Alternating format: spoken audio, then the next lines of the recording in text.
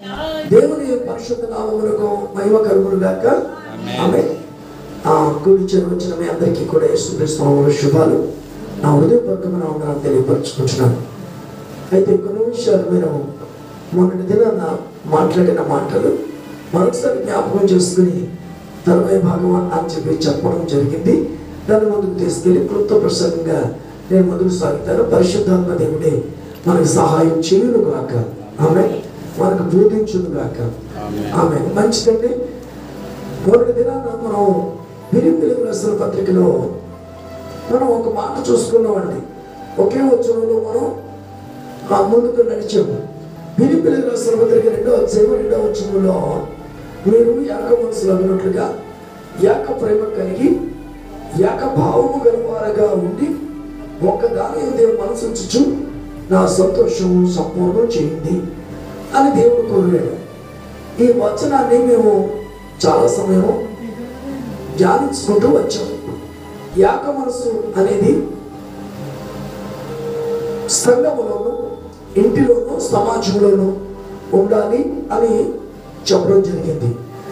రెండోదిగా ఏక ప్రేమ సంఘములోను, ఇంటిలోను, బయటలోను ఒకే విధమైన ప్రేమ, క్రీస్తు ప్రేమ కలిగి ఉండాలని నేర్చుకున్నాం. ఏక భావము కలిగిన వారుగా అంటే ఏక భావం అంటే ఒకే ఒక్క మాట మీద మనసు నిలుపుకుని ముందుకు సాగాలి, ఒకే భావం గలవారే ఉండాలి అనేది మనం నేర్చుకున్నాం. ఒక్కదాని అందే మనసు ఉంచచ్చు అని ఉంది. ఆ ఒక్కదాని యందు మనసు ఉంచటము అనేది దేవుని యందు మనసు ఉంచటము. రెండోది వాక్యము సన్నిధి, ఆయనతో సహవాసం కలిగి ఉండాలి.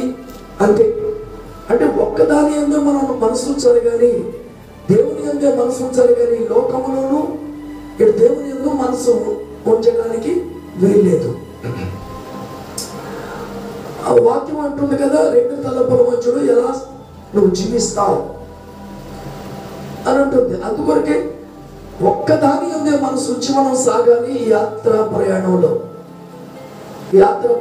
ఒక్కదాని ఏదో మనసు ఉంచి జీవిస్తేనే మనం ముందుకు వెళ్తాం. ఇలా ఉండాలి అని చెప్తూ నా సంతోషాన్ని మీరు పరిపూర్ణం చేయండి. ఎవరిని సంతోష పెట్టాలి? దేవుడు మాత్రమే సంతోష పెట్టాలి. మరి దేవుడిని సంతోష పెట్టే జీవితము మన దగ్గర ఉందా? దేవుని దగ్గర మనం ఎలా ఉంటున్నాము, మన జీవితాన్ని బట్టి, మన బ్రతుకును బట్టి దేవుణ్ణి సంతోష పెడుతున్నామా లేకపోతే మనం సంతోషపడుతున్నామా? ఈ లోకంలో ఉన్న సంతోషాలన్నీ కూడా వ్యర్థమైపోతాయి. మనం అనుక్షణము, అనుదినము, ప్రతి నిమిషము ప్రభువుని సంతోషపెట్టే మనసు మనకి కలిగి ఉండాలి. అందుకే ప్రతి ఒక్కరూ కూడా ఆయన సంతోషపెట్టేలాగా మనం నిలబడగలిగితే మన జీవితం ఇక్కడ బాగుంటుంది, అక్కడ బాగుంటుంది. దేవుని స్తోత్రం. మొన్నటి దినాన ఈ వచనాలలో ఉన్న సారాంశాన్ని అధ్యయనం చేసుకుంటూ వచ్చాం. ఎలా ఉండాలి, ఎలా ఉండకూడదు అంటే ఇలా ఉండాలి అని ఒక రకంగా నేర్చుకున్నాం. ఇప్పుడు 3వ వచనం చదువుదాం. ఎలా ఉండకూడదు అని చెప్పి నేర్చుకుంటూ దాంట్లో కూడా ఎలా ఉండాలో నేర్చుకుందాం. దేవునికి స్తుతి కలుగును గాక. ఆమేన్. కక్ష చేతనైనను వృత్తాతిశయము చేతనైనను ఏమీ చేయక వినయమైన మనసు గలవారై ఒకరినొకడు తనకంటే యోగ్యుడని ఎంచుకోవాలి. ఇది ఎక్కడో ఆపుదామండి. ఎలా ఉండకూడదు అనేది కొన్ని విషయాలు మనం కక్ష చేత. చాలా మంది చూడండి, ఎవరి మీదైనా పగ పెట్టుకున్నారంటే, కక్ష పెట్టుకున్నారంటే ఆ వ్యక్తిని చంపేదాకా ఊరుకోడు, కొట్టేదాకా ఊరుకోడు, ఏదైనా చేసేదాకా ఊరుకోడు. క్రైస్తవులుగా ఉన్న మనకు అది తగదు. ఎలా ఉండాలంటే కక్ష చేతనైనను అంటున్నాడు. ఇలా ఉండొద్దు అంటున్నాడు. ఇవాళ ఆస్తి కోసం అన్నదమ్ముల మధ్యలో భేదాలు లేవా, కక్షలు లేవా? ఇంట్లో చిన్న చిన్న చిన్న చిన్న మాటలకి కక్ష కట్టిన పరిస్థితులు లేవా? తల్లి తండ్రి అనే భేదం లేకుండా మాటలు, అన్నదమ్ములని అక్క చెల్లెలనే మాటలు లేకుండా ఎన్నో రకాలుగా ఆడు గడపక్కను ఆడు కొమ్మ వెక్కను అని కక్ష కట్టిన పరిస్థితులు ఉంటే నువ్వు క్రైస్తవుడు కాదు, క్రైస్తవుడు రాను కాదు. అర్థం చేసుకోండి. చాలా మటుకు బైబిల్ ఏం చెప్పిందంటే ప్రేమ ఏకమనసా ముందు, ఏకప్రేమ, ఏకభావమా, ఒక్కదాని ఏదో ఉండు, నన్ను సంతోషపెట్టు అంటే ఈ లోకంలో ఉన్న వాటికి ఆశించి లోకంలో ఉన్నదానంతా చురుకొని లోకంలో పడి చెడి నేను సంతోషంగా ఉంటే చాలనుకుంటే నీ దేహము దేవాలయం అని మర్చిపోతే ఈ దేవాలయము పాడు చేస్తే ఎక్కడికి పోద్ది? నరకానికి వెళ్ళిపోద్ది. అందుకే లోకములో ఉండడానికి వీల్లేదు, యేసులో మాత్రమే ఉండాలి. ఆయన సంతోషపెట్టే విషయంలో ముందుకు నడవాలి. వృత్తాస్యము శ్రద్ధనైనను అంటే ఏమీ చేయక అంటే ఏదైనా సరే ఇబ్బందులు దేవుడికి తెచ్చితే మళ్ళీ ఉండడానికి వీల్లేదు. ఇక్కడ బాగానే వింటారండి, ఇక్కడ బాగానే వింటారు. ఒక్కోసారి ఊపు వచ్చేది బయటికి వెళ్ళాక, ఊపు కేకలో ఏది మనసు ఏది ప్రేమ ఏది. అప్పుడు ఎన్ని నేర్చుకుంటున్నా బ్రతుకు అలాగే ఉంటే, బ్రతుకు దిద్దుకోకపోతే, బ్రతుకును మార్చుకోకపోతే మనకి ఉపయోగం ఏంటి? ఎన్ని ప్రసంగాలు చెప్పినా ఇక్కడ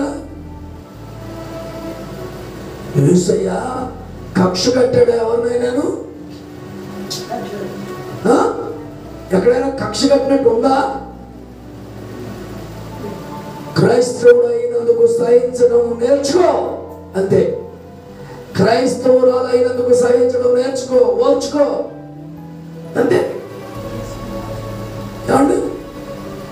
మంచి జమాన్గా ఉన్నాడు, మంచి గోల్డ్ వేశాడు మెడ నిండా, పెద్ద బుల్లెట్ పట్టుకుని బుల్లెట్ మీద నడుస్తున్నాడు.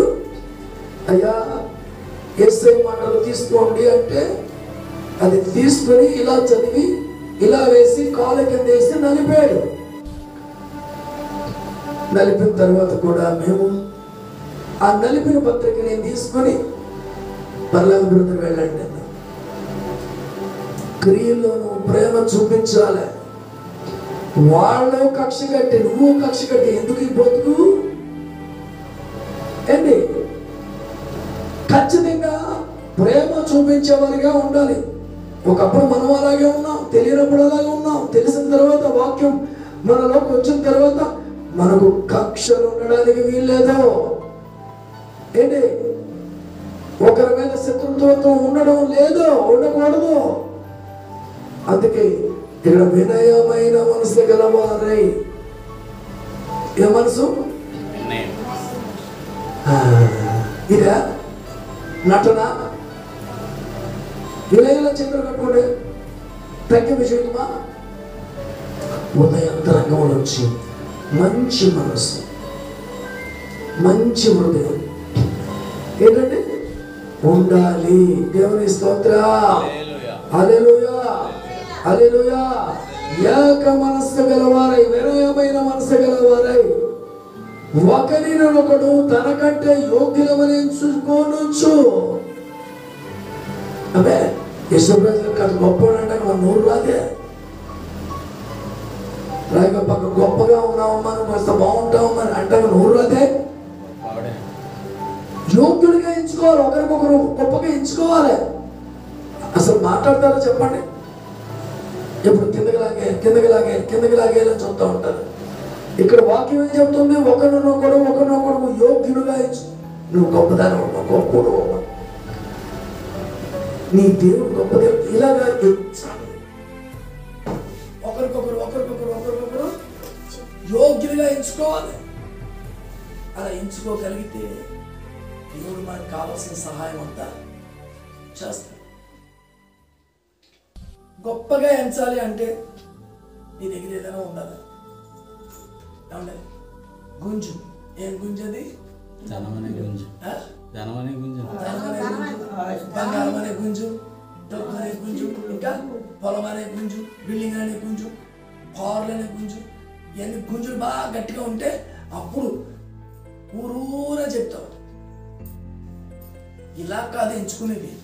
క్రైస్తవులుగా ఉన్న మనం ఒకరికొకరు గొప్పగా గౌరవించుకోవాలి.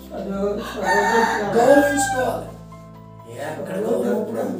ముందు బాగానే మాట్లాడతాం, వెనకాల ఇది ఉపయోగం ఏంటి చెప్పండి? ఈ వాక్యాలు నేర్పించిన తర్వాత ప్రతి ఒక్కరిని మేము గౌరవించుకుంటూ వెళ్తున్నాం. ప్రతి సేవకుల్ని గౌరవిస్తున్నాం, సేవకురాండ్ని గౌరవిస్తున్నాం, సంఘాలని గౌరవిస్తున్నాం, సంఘ పిల్లల్ని గౌరవిస్తున్నాం. యోగ్యులుగా ఎంచుకోవాలి. నీ ఇంట్లో పట్టుకెళ్ళి ఈదులో పెట్టి అలాంటి వాళ్ళు ఇలాంటి వాళ్ళని మాటలు మాట్లాడితే ఉపయోగం ఏంటి? ఈ నాలుక నోరు చాలా ప్రమాదం అని చెప్తుంది బైబిల్. నాలుక ఏంటంటే అగ్ని. ఏంటిది? తగలబెట్టంతే కుటుంబాలు నాశనం చేస్తుంది. అందుకని ఒక కుటుంబం మీద ఏదైనా మాట వేసేటప్పుడు అది ఎస్ ఆర్ నో ముందు తెలుసుకోవాలి. అయినా మాట్లాడడం నీకు సంబంధం లేదు, నీకు మాట్లాడవలసిన అవసరం లేదు, నీ గురించి తీర్పు తీర్చవలసిన అవసరమే ఎవరికి లేదు. అలాంటిది ఇలాంటిది ఇలాంటోడు నీకెందుకు? ఆయన నచ్చాడు, చెప్పిన చేసి చెప్తాడు. ఎప్పుడో ఆయన చూసుకుంటాడు, ఇంకేం ఉండదు.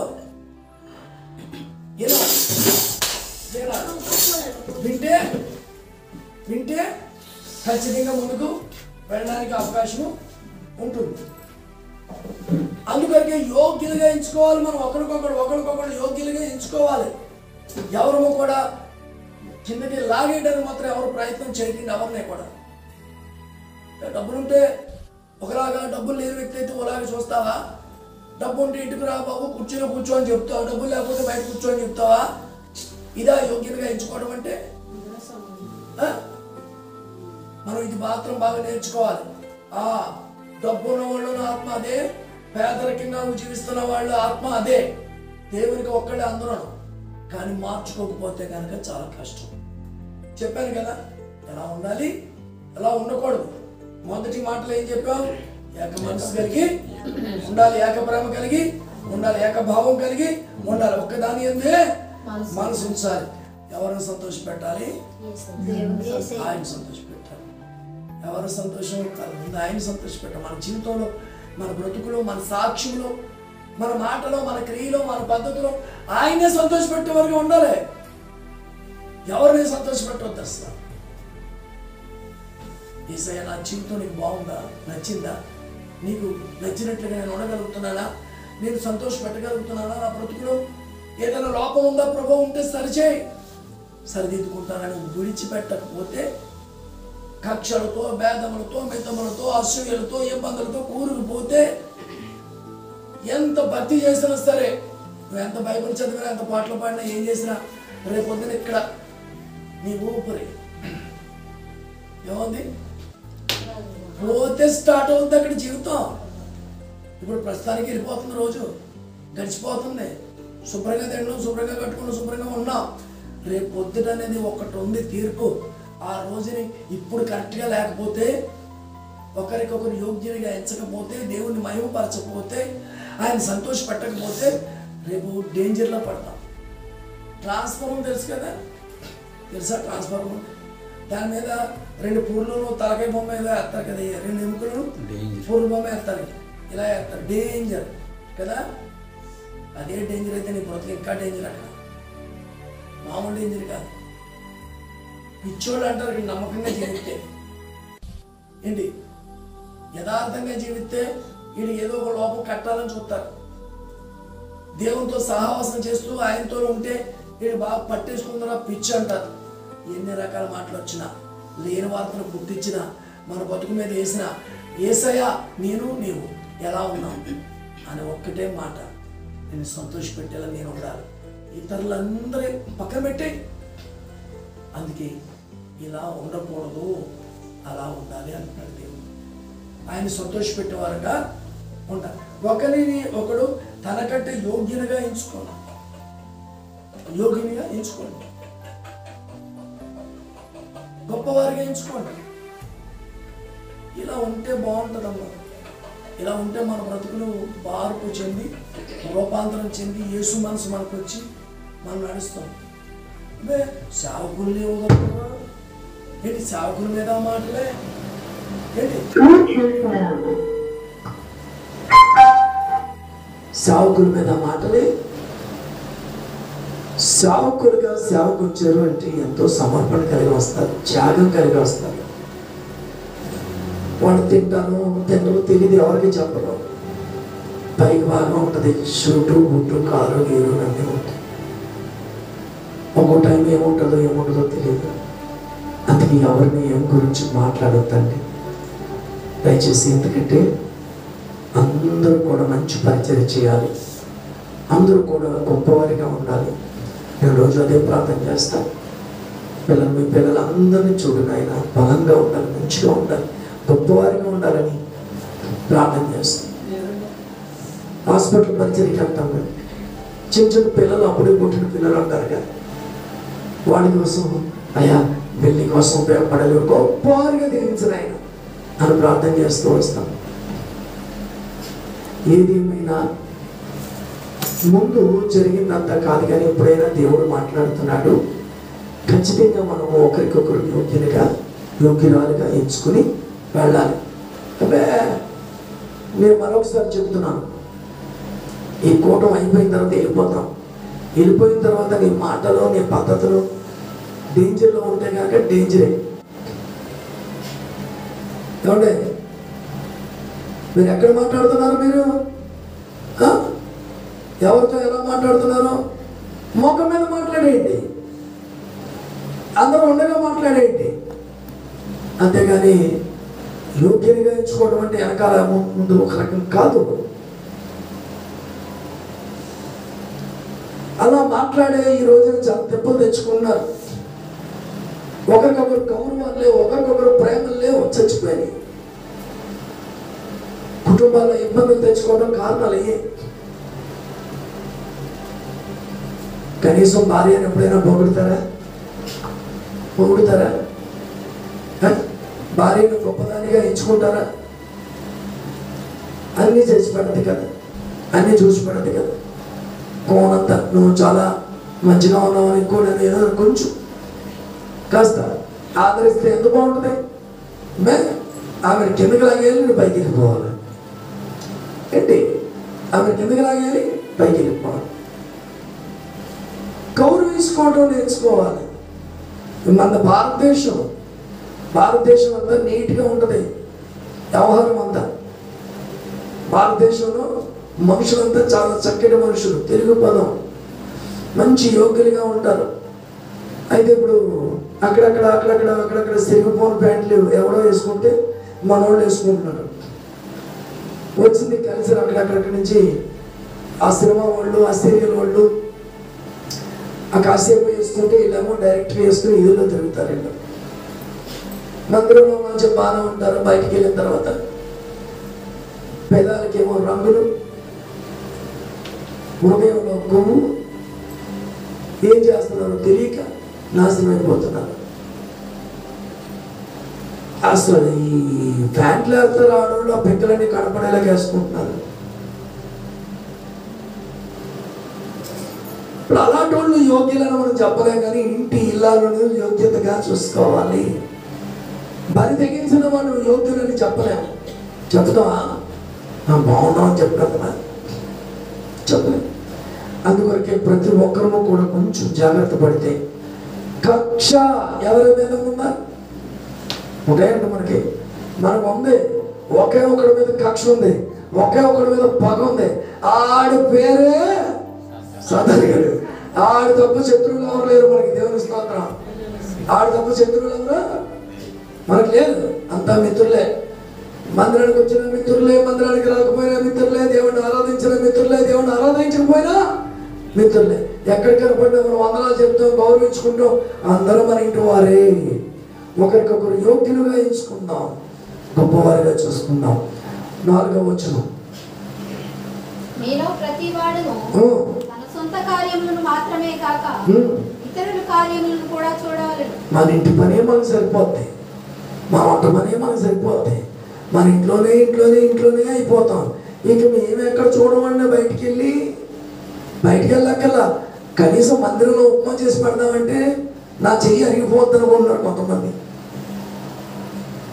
ఇక్కడ ఏంటి, మీలో ప్రతి వాడును తన సొంత కార్యములనే కాక మాత్రమే కాక ఇతర కార్యములు కూడా చూడాలి. నువ్వు ఇతరులకు ఏం చేస్తావో అదే నీకు వస్తుంది. ఇతరులు గౌరవిస్తావా, గౌరవం నీ నెత్తి మీద ఉంటుంది. ఇతరులకు ఏమైనా పెడతావా, దీన్ని మళ్ళీ తిరిగి నీకే వస్తుంది. సొంత కార్యములే కాదు ఇతర కార్యములు ఏం చేయాలి, చూడాలి. మ్యాక్సిమం మేమైతే మాత్రం చేయగలిగిందంతా చేసుకుంటూ వస్తున్నాం. వివరాలు చెప్పలేము కానీ చేసుకుంటూ వస్తున్నాం, ఇంట్లోనూ బయట కూడా. మరి బయటికి వెళ్ళడానికే అడుగు ఎట్టడానికే అవుతాయి. ఇంకా ఉంటుంది, యేసుక్రీస్తు కార్యములు చేయును అని ఉంటుంది. ఆయన పని చేయమని ఎన్నిసార్లు చెప్తున్నాం అంటే, ఆయన పని చేస్తే మన పని చేస్తాడు, చెయ్యండి అంటున్నాం. చేయవలసిన ఏమో చేయరు, చేయకూడని అన్నీ చేస్తారు. ఇంట్లో ప్రశాంతత ఎలా ఉంటుంది చెప్పండి, ఇంట్లో ప్రశాంతత ఎలా ఉంటుంది? ఒకటే చెప్తున్నాను, ధనము నీకుంటే అందరూ వస్తారు, దరిద్రుడవైతే దరికెవ్వరు రారు.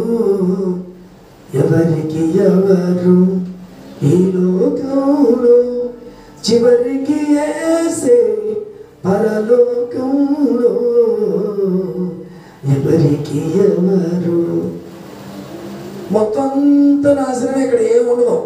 సొలొమోను గారు పెద్దనే మనకు బాగా తెలుసు కదా, బాగా ఆరితేరిపోయాడైనా, మంచి జ్ఞానవంతుడు, ధనవంతుడు, రాజు. అసలు దేంట్లోనూ కూడా తీయలేము మన ఆయన్ని. అన్ని రకాలుగా అనుభవం ఉన్నవాడు. ఆయన అంటున్నాడు, అన్నీ చేసి మరి నాయనలారా నా బతుక అయింది, మీరు బతుకాలా కూడదురా, సూర్యుని కింద ఉన్నదంతా వ్యర్థం. ఒక లాస్ట్కి తెలిసేసాడనమాట. నేనేమో ఇలా పడ్డాను, మీరు ఇలా పడకండి అంటున్నాడు అంతే. సూర్యుని కొంద ప్రతిదీ కూడా వ్యర్థం. మరి అలాంటప్పుడు కట్టలు లేదా బంగారాలకు ఆటలకి వీటికి పోకలాడటం, పేరు కొరకు, ప్రఖ్యాతుల కొరకు వెళ్ళిపోవటం ఏంటంటే, ఒక్కొక్కడి దగ్గర 1,00,000 కోట్లు ఉన్నాయండి కొంతమంది దగ్గర. ఏం చేసుకుంటాడు? 1,00,000 కోట్లు అంటే మాట్లాడు. అదే మాకు ఇస్తే దేవాది దేవుడు సేవకు ఖర్చు పెడతాం. దేవుని స్తోత్రం.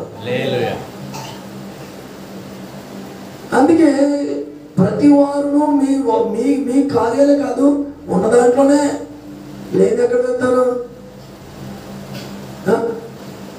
అంటే, విత్తనాలు విత్తే మనసు మీకుంటే తిరిగి పంటకు వస్తారు. దేవుని స్తోత్రం. విత్తనాలు విత్తితే పంట వస్తారు, విత్తనాలు విత్తకుండా పంట లేదు. ఏమంటే స్థానికంగా మనకున్న సంఘంలో మనం అన్నీ నేర్చుకున్న విధంగా మార్చుకుని దేవుని చేర్చుకుని ఆ విధంగా నడిచి చూడండి. దేవుడి కార్యాలు మన కళ్ళ ముందు చూస్తాం. ఈ రోజున మాకు మిమ్మల్ని అందరినీ కొద్ది మందిని మాకు చక్కగా దేవుడు అప్పగించాడు. ఇలా నడుస్తుంది. ఉన్న దాంతో తృప్తి కలిగి జీవించడం నేర్చుకున్నాం, ఉన్న దాంట్లో సంతోషం కలిగి నేర్చుకున్నాం. యాగిష్టాలకి హెచ్చులకి పోకుండా నిలబడడానికి అలవాటు చేస్తున్నాం. అలాగే ఇప్పుడు హాస్పిటల్ పరిచర్య ఉంది, ప్రతి నెల 2 టైమ్స్ పెడుతున్నాం. దానికి ఎవరు స్పాన్సర్స్ ఉన్నారా? లేరు. మీరు ఇచ్చిన అలా పోగు చేసి మళ్ళీ ప్యాకెట్స్ కొని అట్లా పంచి వస్తున్నారు. నా గొడవ అంటే ఏం చూసుకోవాలి. అంటే ఇతరుల కార్యాలు మీరు చూడాలో వద్దప్పుడు చెప్పండి. మరి మీ సేవకుడిగా నేను చేస్తున్నాను, మీరు చేయండి. నేను చేయకుండా మీకేమీ చెప్పట్లా. మరి మీరు చేయడానికి ఎవరు కనపట్లేదా? నాకు చేయడానికి చాలా మంది ఉన్నారు, మీరు సహకరించండి. ఏంటి అంతేనా? నాకు చాలామంది కనపడుతున్నారు, మీరు ముందుకు రండి. తర్వాత మీ కష్టార్జితం కష్టపడండి, పని చేయండి. మీరు మీ కష్టం నిలబడుతుంది, మీ కష్టం నిలబడుతుంది. చెమట వచ్చి కష్టపడ్డది ఎప్పటికీ కూడా పోదు. ముందు మనకి ఇంట్లో ఈదులో అన్నిటిలోనూ మనం చెయ్యాలి, ఇవ్వాలి, చూసుకుని అందరితో సమాధాన పడి అప్పుడు రావాలి. ఒకవేళ అలా లేదనుకుంటే సమాధానం పడడానికి వాక్యం ఏంటి?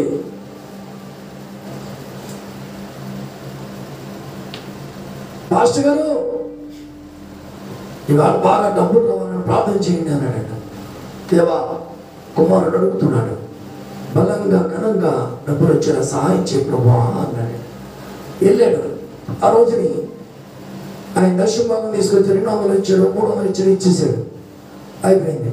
అయ్యా, ఈరోజు ఇంకా అంతకంటే ఎక్కువ రావాలి ప్రభువా అని ప్రార్థన చేయండి అన్నాడు. వెళ్ళాడు, శుభ్రంగా డబ్బులు తీసుకొచ్చాడు.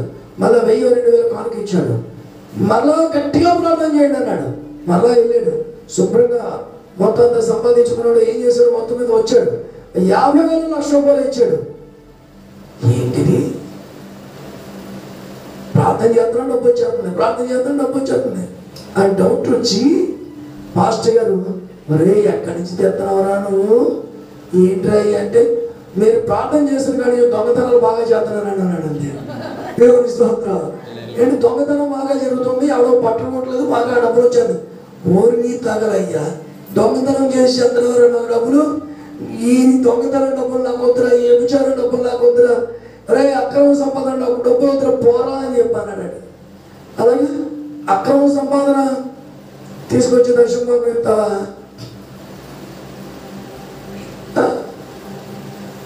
ఏంటంటే కుదరతాం, లేకపోతే మారే. కష్టార్జితం డబ్బులు, సమకూర్చిన డబ్బులు, సేవకుడు ఆశించేది అదే. ఇవి అదే నమ్మకంగా ఖచ్చితంగా జరుగుతుంది. రోజు అంటే డబ్బులు పట్టుకొచ్చేది, మీరు ప్రార్థన చేస్తున్నా నాకు పని అయిపోతుంది అన్నాడు. అక్కడ ఏంటి? చెమటోర్చిన డబ్బులు దేవుడు వాటిని దీవిస్తే దాన్ని 1000 రెట్లుగా చేస్తాడు. దేవుని స్తోత్రం. అందుకే అక్కడికి వెళ్ళాము, డబ్బుల కోసం పరిగెట్టాం. ఒకసారి బండి పెట్రోల్ ఖర్చులు ఉంటాయి, వెళ్తాం. దేవా నీ ఇష్టం, ఆ బండి తిరిగి వస్తాను. అందుకొరకు ఇతరుల కార్యాలు చూడాలంటే దేవుడు చేయిస్తాడు, మన చేత పని చేయిస్తాడు. నువ్వు పని చేయడానికి ఇష్టపడితే పని చేయిస్తాడు, ఇవ్వాలని ఇష్టపడితే ఇస్తాడు, ఇవ్వాలని ఆశ ఉంటే ఇస్తాడు. అది మీరు దేవుని కోసం నిలబడండి, దేవుని పిల్లల కోసం నిలబడండి, మీకోసం దేవుడు నిలబడతాడు. దేవుని స్తోత్రం. హల్లెలూయా. ఇప్పుడు ఏం చెప్తున్నా? ఎలా ఉండాలో నేర్చుకున్నా, ఎలా ఉండకూడదో నేర్చుకున్నా. 2 విషయాలుగా చెప్పేది. సరే, చివరి మాట చెప్పి ముగించేస్తాను. 5వ వచనం చివరి మాట చదవండి అమ్మా. ఈ మనస్సు మీరును కలిగి ఉండుడి. ఎలా చూడండి, మన బ్రతుకు బాగుండాలి అంటే క్రీస్తు యేసునికి కలిగిన మనస్సు మీరును కలిగి ఉండండి. క్రీస్తు మనస్సు ద్వేషం కలిగినదా, కక్షలు కలిగినదా, అసూయ కలిగినదా, శత్రుత్వం కలిగినదా? క్రీస్తు యేసు మనసు ఒకరిని పాడు చేసేదా? క్రీస్తు యేసు మనసు ఒకరిని హాని చేసేదా? ఎక్కడైనా బైబిల్లో చూపిస్తావా ఆయన గురించి? ఎక్కడ ఉండదు. క్రీస్తు మనసు వెన్నలాంటి మనసు, ప్రేమ కలిగిన మనసు, కనికరమ కలిగిన మనసు, కృప కలిగిన మనసు. ఎవరైనా దేహ పాదాల దగ్గరికి వస్తే, అయ్యా నువ్వు తప్ప నాకు దిక్కు లేదని పడితే, ఆయన ప్రతి ఒక్కరిని హక్కులు చేర్చుకునే గొప్ప మనసు. వ్యభిచారులు అయినప్పటికీ కూడా ఏంటంటే హక్కులు చేర్చుకున్నాడు, బాగు చేశాడు, పంపించాడు. మళ్ళీ ఇప్పుడు వ్యభిచారం చేయలేదు తెలుసు కదా, రాళ్ళు పట్టుకొని వచ్చాడు. మరి వాక్యం విన్న తర్వాత అట్లాంటి కోవలో ఎవరూ ఉండకూడదు. వ్యభిచారం చేసే స్త్రీ రాళ్ళతో వచ్చి కొట్టేది. వీళ్ళ పాపం లేదని వాళ్ళు అందరూ పోయిన తర్వాత అక్కడ పశ్చాత్తాపడింది, బ్రతుకు మారిపోయింది. సమరయ స్త్రీ 5 ఒట్టు ముందుకు సాగిపోతున్న బ్రతుకుని ఒక్క నిమిషంలో మార్చేది మళ్ళీ ఎప్పుడు అక్కడ లేదు. క్రీస్తు మనసు క్షమించే మనసే, దీవించే మనసే, నిలబెట్టే మనసే. అందుకంటే ఆయన మనసు మన పాపాలు, మన రోగాలు, మన శాపాలు, మన సమస్త దోషాలని ఆయన మీద వేసుకుని కలవరి శిలువలో రక్తం అంతా ధారపోసేసిన మనసు, ప్రాణం పెట్టేసి ఎవరిని కూడా నరకానికి పంపించకూడదని, పరలోకం తీసుకెళ్లాలని మన పాపం అంతా ఆయన మీద వేసుకుని ఆయన మంచితనం అంతా మనకిచ్చి ఎంత గొప్ప మంచి మనసు ఉన్నాయి. ప్రాణం పెట్టి పునరుద్ధరణగా తిరిగి లేచి పరలోకానికి వెళ్ళిపోయాడు. మళ్ళా రామోత్రుడు వచ్చేటానికి ఏం కావాలి? ఇతరుల కార్యాలు చూడాలి, క్రీస్తుకు కలిగిన మనసు ఉండాలి. ఏక మనసు, ఏక భావము, ఏక తాత్పర్యము, ఒకదాని అంతే మనసు నుంచి దేవుని సంతోషపెడుతూ ముందుకు సాగాలి. కక్షలు, మితములు, భేదములు, అసూయలు ఇవన్నీ ఉండడానికి వీల్లేదు. ఎవరి దగ్గరైనా సమాధానం లేదేమో సమాధాన పడి మనం ముందుకు సాగితే మన బ్రతుకులన్నీ బాగుంటాయి. అటువంటి కృప దేవుడు మనందరికీ ఇచ్చునుగాక. మీ అందరికీ వందనాలు. God bless you.